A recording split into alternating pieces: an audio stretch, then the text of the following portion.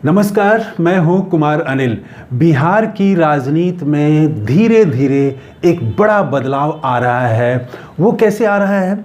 और सवाल ये है कि क्या तेजस्वी यादव कर्नाटक की तर्ज पर बिहार की राजनीति को ले जाना चाहते हैं?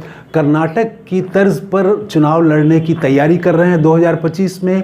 इस वीडियो में हम बात करेंगे कि बिहार की राजनीति में एक नई परिघटना दिखाई पड़ रही है। वो नई परिघटना क्या है, इसी पर हम बात करेंगे। और तेजस्वी यादव अगर सफल हुए तो यहाँ जो जनता दल यू है और भाजपा जो सत्ताधारी दल हैं, उनको भी पीछे पीछे आना पड़ेगा, उसी राह पर आना पड़ेगा, वरना उनके लिए बहुत मुश्किल हो जा सकती है।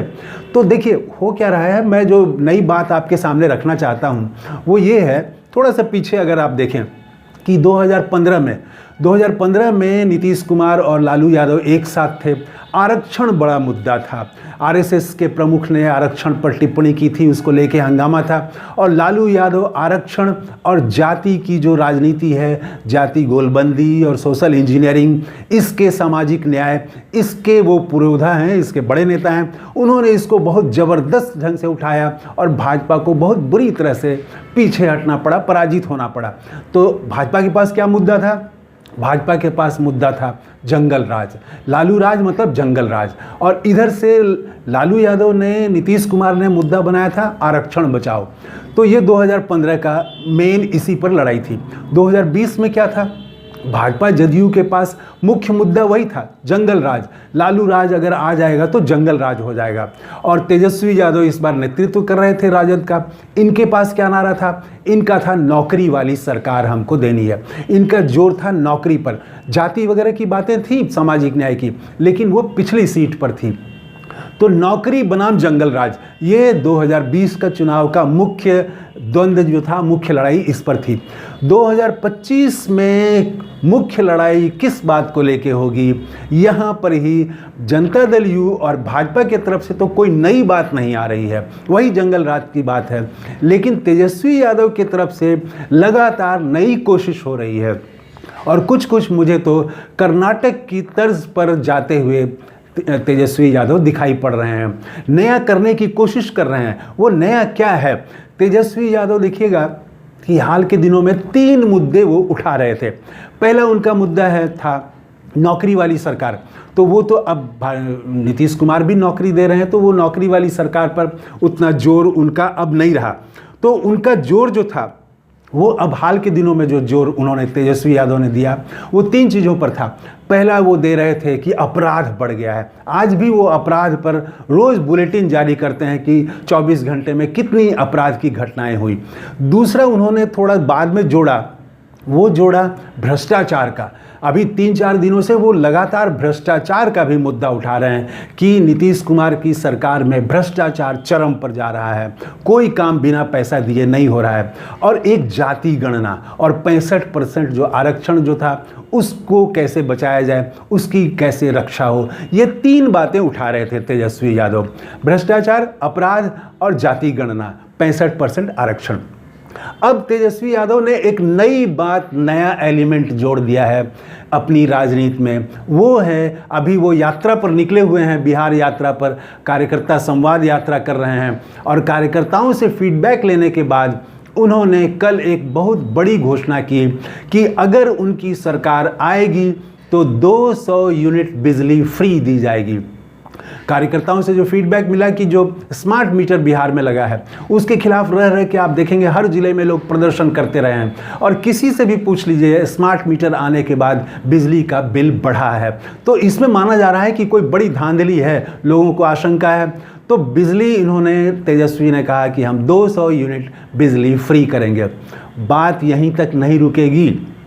तेजस्वी की ये जो घोषणा है, ये एक पैटर्न बनने वाला है। वो बहुत जल्दी ही अगर घोषणा ये करें कि महिलाओं को हम 1000-2000 रुपये हर महीना देंगे, जैसा हेमंत सोरेन की सरकार कर रही है, उस तरह की घोषणा अगर वो करें तो कोई आश्चर्य नहीं होना चाहिए। यही बात कर्नाटक में वहाँ पर कांग्रेस कर चुकी है।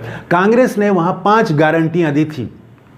तो वो गारंटियों की बात अब तेजस्वी यादव भी यहाँ कर सकते हैं। ये भी इस तरह की 5 गारंटियाँ ला सकते हैं। हालांकि देखिएगा कि जब तेजस्वी यादव के साथ नीतीश कुमार थे तो जनवरी में जाति गणना के बाद ये आंकड़ा आया था कि बिहार में 94 लाख गरीब परिवार हैं जिनकी आमदनी 6,000 रुपये से भी कम है। तो उनके लिए कुछ विशेष योजनाओं पर बात हो रही थी कि कैसे उनको कुछ राहत उनको पैसा दिया जाए, सीधे उनके हाथ में पैसा दिया जाए। और बात ये थी कि 2 लाख रुपया 5 साल में दिया जाए इंस्टॉलमेंट में। लेकिन वो सब चर्चाएं धीरे धीरे कम हो गई है जब से नीतीश कुमार भारतीय जनता पार्टी के साथ गए हैं। तो वो जो दिशा थी, वो दिशा की गरीबों के लिए विभिन्न तरह की योजनाओं पर काम हो, उनके लिए अलग अलग योजनाएं पेश की जाएं, उस पर जोर घटा है। और तेजस्वी यादव ने इसी को पकड़ लिया है। अब वो जल्दी ही एक तो उन्होंने गारंटी कल दे दी कि हमारी सरकार आएगी तो 200 यूनिट बिजली फ्री देंगे। बहुत जल्दी वो अन्य गारंटियां भी देंगे।